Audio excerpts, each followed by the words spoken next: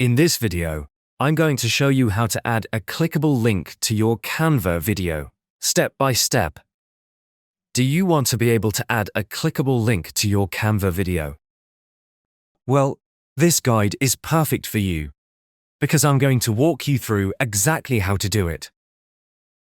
First, go into Canva and open your video project. To add a link, you'll need to insert some text. Click on Text in the side panel. Then click Add a text box, or choose any of the pre-made text designs that fit your project. Now, let's say I want to add a link.